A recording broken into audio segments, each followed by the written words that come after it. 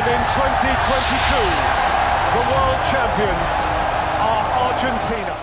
18 December এই দিনটি Argentina সমর্থকদের কাছে খুব স্মরণীয়।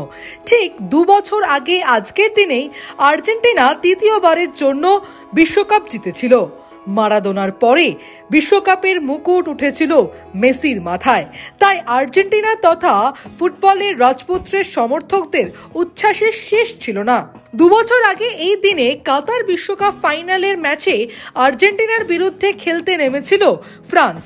মেসি ভক্তরা চেয়েছিলেন বিশ্বকাপটি যেন তাদের দলেই আসে।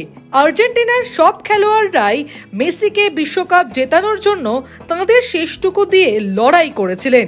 সকলের মধ্যে আলাদা করে গোলকিপার এমি মার্টিনেজের কথা না বললেই নয়।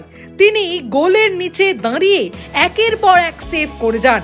শেষ মুহূর্তে মার্টিনেজের ওই সেভটি তো আর্জেন্টিনার ভাগ্য নির্ধারণ করে দিয়েছিল। 36 বছর পর আর্জেন্টিনা কাতারের মাটিতে বিশ্বকাপ জয় করে। ট্রফি জয়ের পর মেসি তাঁর চোখের জল আটকে রাখতে পারেননি। বিশ্বকাপ জেতার আনন্দ ভাগ করতে দেখা গিয়েছিল তাঁর পরিবারের সঙ্গে।